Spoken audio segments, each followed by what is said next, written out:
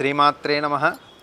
మీనరాశి వారికి 2 జూన్ 2026 నుండి 27 జూలై 2027 వరకు కలిగినటువంటి గురుగ్రహ గోచార ఫలితాలను తెలుసుకుందాం. గోచార రీత్యా మీనరాశి వారికి పంచమ స్థానంలో గురువు యొక్క సంచార కారణంగా ధనలాభం కలగడానికి ప్రధానంగా అవకాశాలు ఏర్పడతాయి. ఇంతకాలం ఉద్యోగం లేక ఆర్థిక వనరులు సరైన సమయానికి అందక ఉన్నటువంటి ధనాన్ని పూర్తి స్థాయిలో సద్వినియోగం చేసుకోలేక ఇబ్బంది పడుతున్నటువంటి మీనరాశి జాతకులందరూ కూడా ఈ కాలంలో ఎక్కువగా వాటి యొక్క ప్రయోజనాలను పొందడానికి అవకాశం ఉంటుంది. లగ్నంలో శని భగవానుడు స్థితి చెందినప్పటికీ కూడా గురువు యొక్క సంవత్సర భ్రమణ కారణము చేత శుభ ఫలితాలు కొంతవరకు అందుతూ ఉంటాయి. గురువు శుభ ఫలితాలు ఇచ్చినప్పటికీ శని భగవానుడు కొంత ఆలస్యం చేయడం జరుగుతుంది తప్ప పూర్తి స్థాయిలో నిలువరించడు. అందువలన మీకు సంవత్సర ప్రారంభంలో పూర్తి స్థాయి గురుగ్రహ గోచార ఫలితాలు అందకపోయినప్పటికీ కూడా మధ్య నుండి చివరికి వెళ్ళేటప్పటికీ కొంత ఆర్థికంగా అభివృద్ధి కలగడానికి అవకాశం ఉంటుంది. అందులోనూ మీనరాశి అధిపతి గురువు అయి ఆ గురువు పంచమంలో ఉండడం వలన లగ్నానికి బలము చేకూరి శుభ ఫలితాలు అందడానికి అవకాశం ఉంటుంది. అలాగే ఈ యొక్క గురువు అనుగ్రహము చేత మీరు చేసేటటువంటి పెట్టుబడులు అభివృద్ధికరంగా మారతాయి.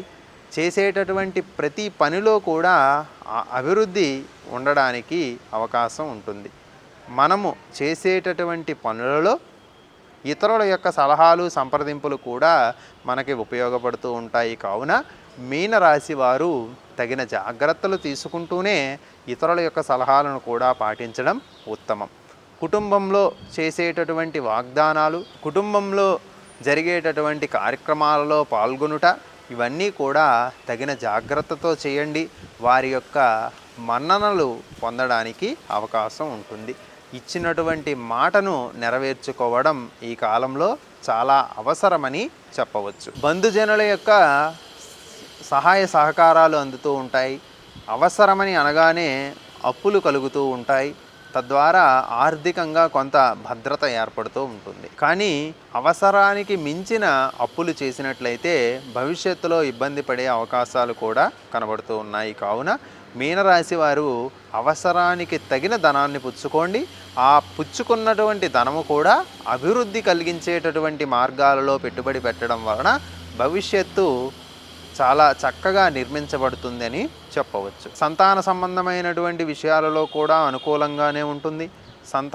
నూతన సంతానం కోసం ఆలోచించేటటువంటి వారికి, సంతాన అభివృద్ధి కోసం పాటుపడేటటువంటి వారందరికీ కూడా ఇది సరైనటువంటి యోగకాలంగా చెప్పవచ్చు. సంతానానికి సంబంధించినటువంటి విషయాలలో 1-2 సార్లు మాత్రం ఆలోచించి ప్రయత్నిస్తూ ఉండాలి. నూతన సంతానం కోసం ఆలోచించినటువంటి వారు మాత్రం తగిన జాగ్రత్తలు తీసుకోండి. పిల్లల యొక్క అభివృద్ధిని ఆలోచించేటటువంటి వారు, అంటే ఉద్యోగ, విద్య, వ్యాపార రంగాలలో పిల్లల కోసం పెట్టుబడి పెట్టేటటువంటి వారు కూడా తగిన జాగ్రత్తలతో పెట్టినట్లయితే మంచి ఆదాయము తిరిగి రావడానికి అవకాశం ఉంటుంది. అలాగే విందు, వివాహ, వినోద కార్యక్రమాలలో పాల్గొంటారు. తద్వారా మానసిక ఆనందము, గృహ సౌఖ్యము కలగడానికి మీనరాశి వారికి ఈ కాలంలో అవకాశం ఉంటుంది. మేధా దక్షిణామూర్తి యొక్క స్తోత్ర నామ పారాయణాదులు జరపండి. గురుగ్రహ అనుగ్రహము చేత నిరంతరం సకల శుభాలను మీనరాశి వారు పొందుతూ ఉంటారు. నమస్కారం. శ్రీమాత్రే నమః.